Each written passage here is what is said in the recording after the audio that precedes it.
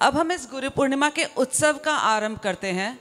तो उत्सव में सबसे पहले I invite Meena ji for another melodious song that she has prepared for us. So let's hear it for her. Guru Govind दो खड़े काके लागू पाए, बलिहारी गुरु आपकी, गोविंद दिए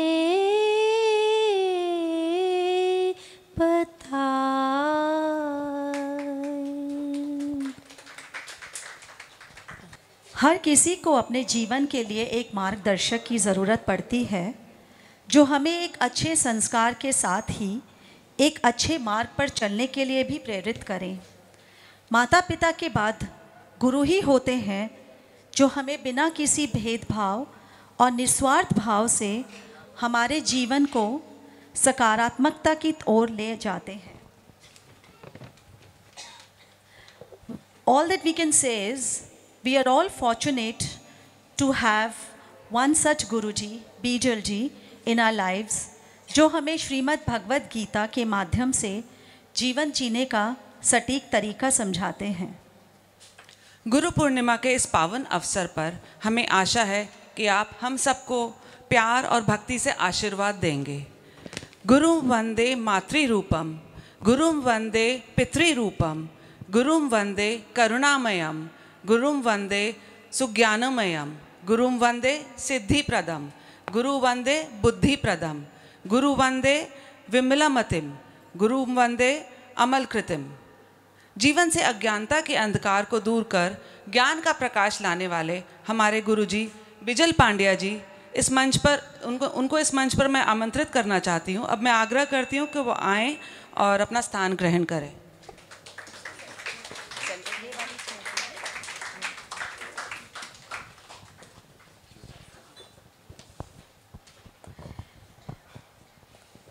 सबसे पहले हमारे पार्ला group Satsangi please come forward.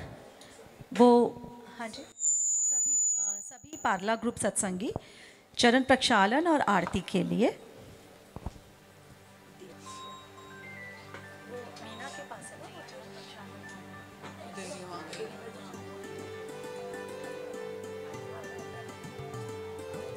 आइए आप।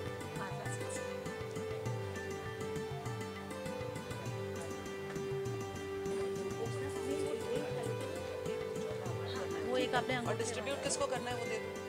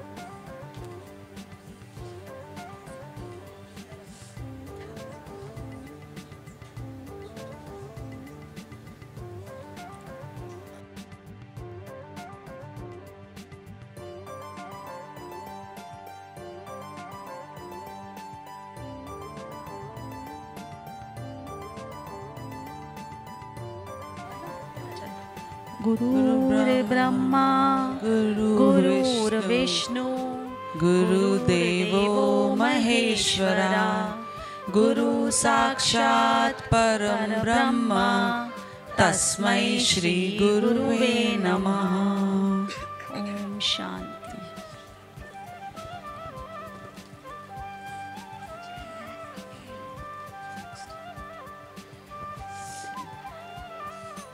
अब मैं अपने ऑनलाइन सत्संगियों से अनुरोध करती हूँ कि वे आके गुरुजी को तिलक और हार पहनाएं। Online Satsangi please. आगे आ जाएं प्लीज़ सब लोग ऑनलाइन सत्संगीज।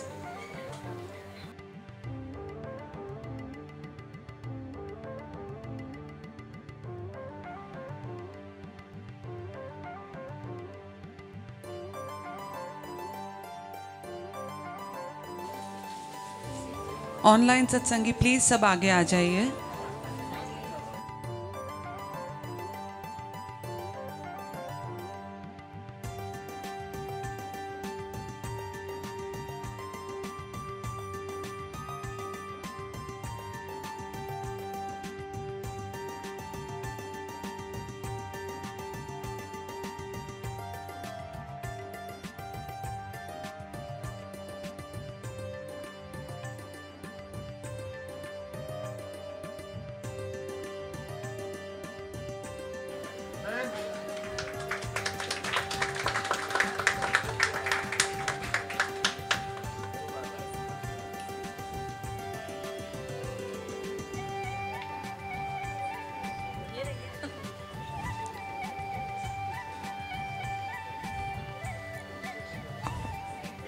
तो इसी बहाने हम अपने ऑनलाइन सत्संगीज को ऑफलाइन भी मिल लिए हैं। करेक्ट। अब मैं जुहू ग्रुप से अनुरोध करती हूँ कि श्रीफल देकर शॉल से गुरुजी को सम्मानित करें। जाओ स्टैंडर्ड।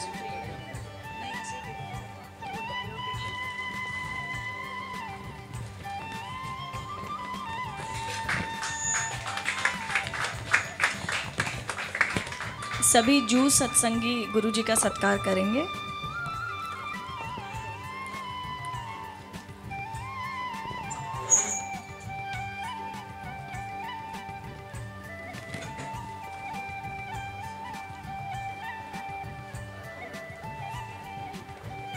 अब हम ब्रह्म निर्वाण का अनावरण करेंगे। मैं गुरुजी से अनुरोध करूंगी कि वो ब्रह्म निर्वाण का अनावरण करें और उसके बारे में 2 शब्द कहें।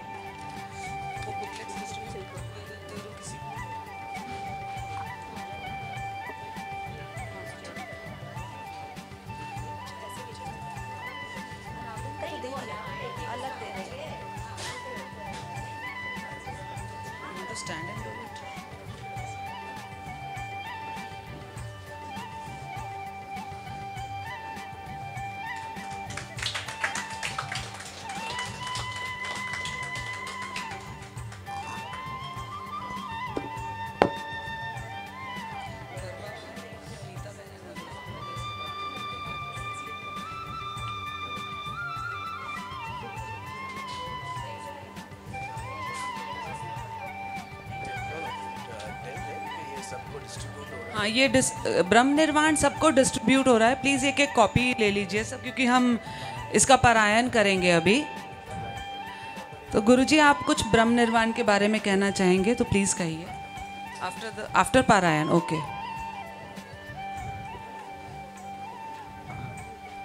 तो सब एक एक कॉपी प्लीज़ ले लीजिए ताकि हम पारायण स्टार्ट करें। सबको मिल गई कॉपी ब्रह्म निर्वाण की? हम सब साथ मिलके पारायण करेंगे। ब्रह्म निर्वाण।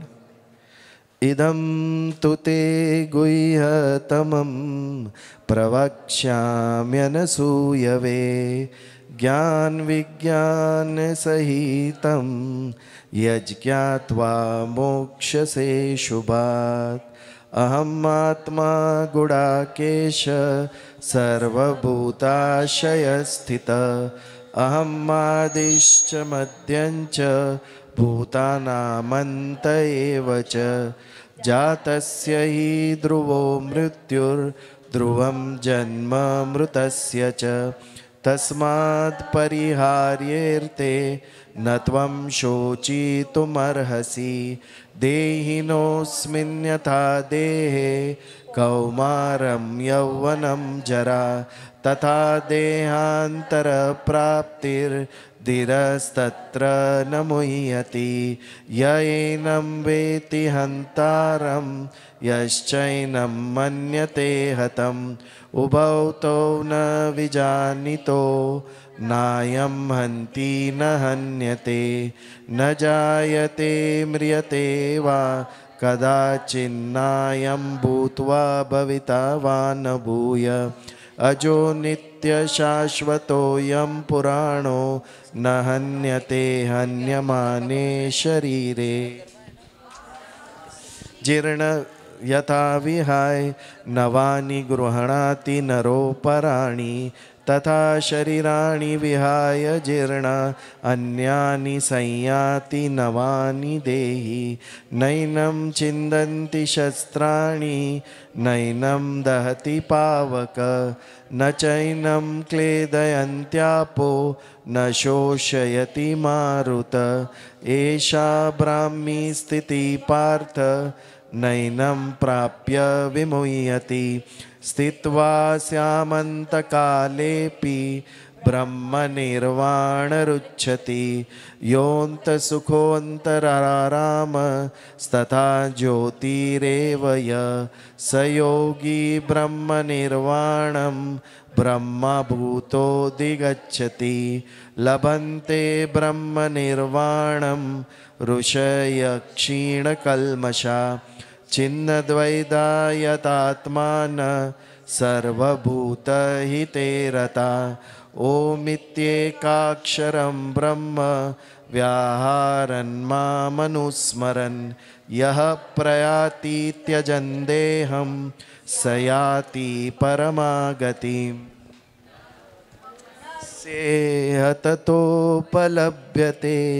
नान्तो न चादिर्न च सम्प्रतिष्ठा अश्वत्थमेनं सुविरूढमूलम् असङ्गशस्त्रेण दृढेन चित्वा ततः पदं तत्परिमार्गितव्यं यस्मिन् गता न निवर्तन्ति भूय त्वमेव चाद्यं पुरुषं प्रपद्ये यत प्रवृत्ति प्रसुता पुराणी निर्मानमोहाजितसङ्गदोषा अध्यात्मनित्या विनिवृत्तकामा द्वन्द्वैर्विमुक्ता सुखदुःखसंज्ञैर्गच्छन्त्यमूढा पदमं व्ययं तत् न तदभासयते सूर्यो न शशाङ्को न पावक यद्गत्वा न निवर्तन्ते तद्धाम परमं मम शरीरं यदवाप्नोति यच्चाप्युत्क्रामतीश्वर गृहीत्वैतानि संयाति वायुर्गन्धानि वाशयात् सर्वकर्माप्यपि सदा कुर्वणो मदव्याप्याश्रय मत्प्रसादादवाप्नोति शाश्वतं पदमव्ययं श्रद्धावाननसूयश्च शृणुयादपि यो नर सोमुक्तशुभान् लोकान् प्राप्नुयात् पुण्यकर्मणां सर्वधर्मान् परित्यज्य मामेकं शरणं व्रज अहं त्वां सर्वपापेभ्यो मोक्षयिष्यामि मा शुच अंतकाले च मामेव स्मरणमुक्ता क्लेवरं य प्रयाति समद्भावं याति नास्त्यत्र संशय। जय श्री कृष्ण। जय श्री कृष्ण। ब्रह्म निर्वाण, निर्वाण का अर्थ है शांति। ये हमारी मिसकॉन्सेप्शन है कि निर्वाण यानी त्याग करना, संन्यास लेना या मृत्यु होना। बौद्ध धर्म में, जैन धर्म में निर्वाण का अर्थ होता है मृत्यु। But what happens when a person dies? ये जो हमारे जीवन की सारी एक्टिविटी है, ये एक्टिविटी का अंत होता है। जब एक्टिविटी का अंत होता है तो शांति कहलाता है। इसीलिए मृत्यु को निर्वाण कहा गया। लिटरली इट मीन्स शांति। मन में जब तक इच्छाएं हैं, बुद्धि जब तक संकल्प विकल्प करती है, तब तक वो कर्म में रूपांतरित होते ही रहेंगे। सुबह उठने से रात को सोने तक कुछ न कुछ इच्छाएं हमें प्रवृत्त करती ही रहती है। ये सब जब शांत हो जाएगी तब हमारी एक्टिविटी शांत हो जाएगी। इसे ब्रह्म निर्वाण कहते हैं, जो हर एक मनुष्य का लक्ष्य होना चाहिए। क्योंकि इतनी लाखों योनियों में केवल मनुष्य योनि ऐसी है जो मोक्ष प्राप्ति समझ सकती है और मोक्ष को प्राप्त करने के लिए काम कर सकती है। इसीलिए हमने ये ब्रह्म निर्वाण का श्रीमद् भगवद गीता में से 21 श्रेष्ठ श्लोक इसका कंपाइलेशन किया है, जिसमें सबसे ज़्यादा श्लोक 2 अध्याय सांख्य योग, 15वें अध्याय पुरुषोत्तम योग और 18वें अध्याय मोक्ष संन्यास योग से। इसके अलावा भी कुछ अध्याय से श्लोक है। All these shlokas relate to birth, death and पुनर्जन्म। जन्म, मृत्यु और पुनर्जन्म जो फैक्ट है, जो कोई नहीं बदल सकता। जातस्य ही ध्रुवो मृत्युर ध्रुवम जन्म मृतस्य च। जिसका जन्म हुआ है उसका मृत्यु निश्चित है, वैसे ही जिसका मृत्यु हुआ है उसका जन्म भी, पुनर्जन्म भी निश्चित है। तो ये 3 चीज़ें अनिवार्य है, इससे अब कोई दूर भाग नहीं सकता। इसके लिए इन 3 के ऊपर जो श्रेष्ठ श्लोक है वो हमने ब्रह्म निर्वाण में प्रिंट करवाए हैं। ये जब 3 चीज़ हम समझते हैं तो we learn about our self. बहुत सारे जीवन के प्रॉब्लम मिट जाएंगे जब हम समझेंगे कि मैं कौन हूं। जब मैं कौन हूं इसकी समझ नहीं तो मुझे क्या चाहिए, क्या मेरा, ये सब बातों की समझ हमें नहीं आती है और हम सांसारिक सभी चीज़ों में उलझ जाते हैं। जब पता चलता है कि मैं तो ये हूं ही नहीं, तब जाके अपने आप एक अनासक्त भाव, निष्काम अवस्था हमारे मन के अंदर निर्माण होती है। तो ये लाने का प्रयत्न है इन श्लोकों के द्वारा। It teaches us, it rather, ये हमें बोध कराती है कि मैं कौन हूँ, मेरा असली स्वरूप क्या है। ये हमें समझाने का इन श्लोकों से प्रयत्न हुआ है। ये हमने छोटी प्रिंट की है कि आपकी पर्स में आ जाए, वॉलेट में आ जाए, पॉकेट में आ जाए, कि ये अभी कहीं प्रार्थना सभा हुई या स्मशान में या कहीं 15वें अध्याय का पारायण होता है, बट 15वें अध्याय के अलावा भी भगवद गीता में बहुत सारे श्लोक हैं। और आप देखेंगे ऑबिचुअरी पेपर में देखेंगे तो 2 अध्याय सांख्य योग के नैनम छिन्नन्ति शस्त्राणि जातस्य ही ध्रुवो मृत्यु, यही श्लोक ज़्यादा थे। वासांसी जीर्णानि यथा विहाय, ये सब श्लोक। तो ये हमारा प्रयत्न रहा है कि हमारे सत्संगियों को, भक्तों को सभी श्लोक पता चले इस विषय के बारे में। और इससे आगे हम एक बुक प्रिंट करा रहे हैं जिसपे इन सभी श्लोकों का अर्थघटन है, उसका भाष्य है। इसके हर एक श्लोक के ऊपर 2-3 पेजेस में समझाया है। पढ़ने से संस्कृत में आता नहीं है, लेकिन जब उसका अर्थघटन देखेंगे तो we will come to know कि व्हाट इट मीन्स। एक बार आप समझे, फिर आपका कर्तव्य है कि आप वो अन्य को समझाएं। केवल यही भाव से मैंने ये भगवद गीता का सत्संग का कार्यक्रम शुरू किया है कि अगर मुझे ये ज्ञान मिला है तो एज अ मनुष्य ये मेरा दायित्व है। It is my duty to take this knowledge unto the last.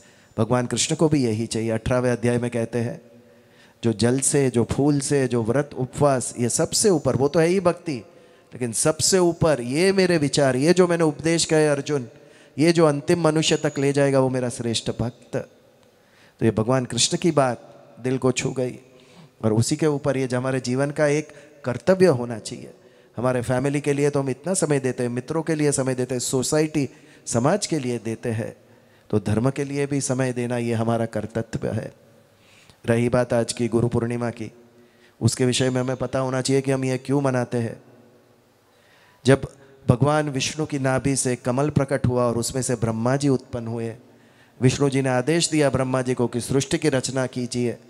फिर ब्रह्मा जी और माता सरस्वती ने 10 मानस पुत्र उत्पन्न किए, उसमें से 7 बने सप्तर्षि।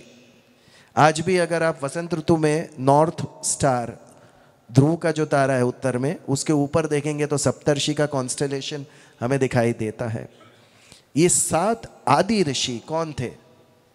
मरीचि, वशिष्ठ, अंगिरस, अत्रि, पौलस्त्य, पुलह और क्रतु, ये 7 सप्तर्षि। और इसके अलावा 3 अन्य जो मानस पुत्र थे वो ऋषि भृगु, दक्ष प्रजापति, पार्वती जी के पिता, शंकर महादेव जी के ससुर, और हमारे नारद मुनि, सबके फेवरेट। ये भी ये बहुत गलत बात है। हम नारद जी यानी एक हिंदी में मूवीज़ ने बहुत ही अलग कैरेक्टर बना दिया है नारद जी का, ऐसा नहीं था। परम ज्ञानी थे और परम भक्त थे नारद। हाँ जी भगवान विष्णु ने विभूति योग में कहा है कि मुनियों में नारद मैं हूँ। विभूति जो श्रेष्ठ विभूति है सभी विश्व में, उसमें जितने भी मुनि हैं उसमें नारद में तू मेरा अंश देख। सबसे ऊपर नारद मुनि को रखा है उन्होंने। उनका ब्रह्म सूत्र पढ़िए, श्रेष्ठ आध्यात्मिक ज्ञान है उनमें। कितनों के जीवन बदले हैं नारद मुनि ने। तो ये 10 जो उनके मानस पुत्र थे, उसमें से 7 सप्तर्षि। मरीचि ऋषि के पुत्र हुए कश्यप ऋषि। कश्यप ऋषि और उनकी 2 पत्नी दीति और अदिति। दीति से जो हुए संतान वो दैत्य कहलाए, और अदिति से जो जन्मे वो आदित्य कहलाए, 12 आदित्य। और एक संतान हुई उनको जो भगवान विष्णु का अवतार बने, वामन। जो वामन अवतार था वो कश्यप ऋषि और अदिति के संतान थे। बाद में पुलत्स्य ऋषि जो थे, पुलत्स्य ऋषि के वंश में आगे चल के हुए विश्रवा ऋषि, और इनका पुत्र हुआ, किसी को पता है, रावण। वो पौलत्स्य ऋषि के वंश में पैदा हुआ, उसीलिए उसे पुलत्स्य के वंश में पैदा हुआ, उसीलिए उसको पौलत्स्य भी कहा गया रावण को। अत्रि ऋषि और देवी अनसुया की जो संतान हुई वो दत्तात्रेय, भगवान दत्तात्रेय। और भृगु ऋषि के वंश में आगे चल के हुए भगवान परशुराम, वो उनके वंशज थे। वशिष्ठ ऋषि, इनके पुत्र हुए ऋषि पराशर, और पराशर ऋषि और मत्स्यगंधा या देवी सत्यवती से जो संतान हुई वो थे भगवान कृष्ण द्वैपायन वेदव्यास। द्वीप के ऊपर उनका जन्म हुआ था, उनका रंग सांवला था, सांवला यानी कृष्ण, और द्वीप पे ऊपर जन्मे थे, इसके लिए द्वैपायन, कृष्ण द्वैपायन वेदव्यास। ये हमारे भारतीय धर्म और अध्यात्म की सबसे महान विभूति हुए भगवान वेदव्यास। उन्होंने जो कार्य किया अप्रतिम। 4 वेद ये अलग नहीं थे, वो एक बहुत बड़ा कंपाइलेशन था श्रेष्ठ विचारों का। कितने सारे ऋषियों ने, ऋषिकाओं ने उसमें योगदान दिया था अपने विचारों के द्वारा। इसलिए वेद को अपौरुषेय कहा जाता है। इसके 2 अर्थ ले सकते हैं हम। जो किसी पुरुष ने निर्माण नहीं किया है, तो इसका अर्थघटन ये कैसे हुआ कि जो देवता ने ग्रहण उसका ये निर्माण किया है वो किसी मनुष्य ने नहीं किया है। दूसरा, किसी एक पुरुष ने इसका निर्माण नहीं किया है। It is a work of many people for generations. तो ये जो विचार थे, वेद थे, उनको 4 पार्ट में विभाजन किया भगवान वेदव्यास ने। इसके लिए उनका नाम पड़ा वेद व्यास। ऋग्वेद और ये सब हमें पता है, 4 वेद, अथर्ववेद, सामवेद, यजुर्वेद।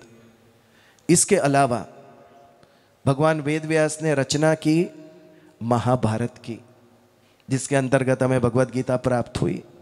इसके अलावा श्रीमद् भागवत, पुष्टि मार्गियों का श्रेष्ठ ग्रंथ, जो 7 दिन की सप्ताह बैठती है। उनके पुत्र शुकदेव जी ने राजा परीक्षित को मुक्ति के लिए 7 दिन की जो कथा सुनाई, उसे श्रीमद् भागवत कहा गया। भगवत गीता अध्यात्म की ऊंचाई दिखाई, और भागवत में भाव की, जिसमें सभी कृष्ण की जन्म और उनकी लीलाएं हमें जानने को मिली। इसके अलावा भगवान व्यास ने 18 पुराण का निर्माण किया। 18 पुराण, आपने जितने भी पीछे पुराण शब्द, गरुड़ पुराण, ये पुराण, वो पुराण, सब भी भगवान वेदव्यास ने निर्माण किया है। ऐसे जो महान विभूति थे, कहते हैं अलग अलग मान्यताएं हैं, उसमें हम नहीं जाएंगे। कुछ लोग कहते हैं कि आज उनका जन्म दिवस है। कुछ लोग ये मानते हैं कि आज के दिन भगवान वेदव्यास ने वेदों का विभाजन किया था।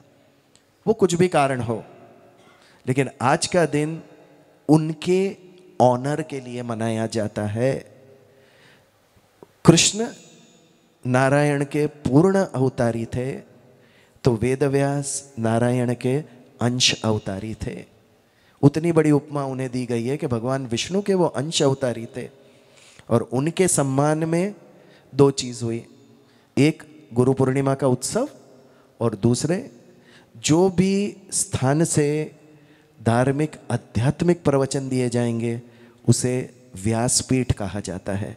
आज भी व्यासपीठ कहा जाता है कि व्यासपीठ पे कौन है। आप भागवत सुनने गए तो पहला प्रश्न होगा कि व्यासपीठ पे कौन है, व्हाट इज दिस व्यासपीठ। भगवान व्यास का ऑनर है, ये सत्कार है, सम्मान है उनका, उन्होंने जो कार्य किया उसके लिए। तो आज ऐसे भगवान व्यास अंश अवतारी ये हम सब के गुरु हैं और उनके भी गुरु भगवान कृष्ण, भगवान नारायण, जिन्होंने परा और अपरा प्रकृति दोनों को अधीन करके ये सृष्टि का निर्माण किया। आज अभी आप सुंदर कार्यक्रम देखेंगे, कुछ सत्संग, हमारे सत्संगी गरबा कर रहे हैं, कुछ नृत्य नाटिका कर रहे हैं, स्पीचेस सुनी, और भी गायन और स्पीचेस आ रहे हैं। कृपया ये मत समझिए कि ये टैलेंट शो है, प्लीज़।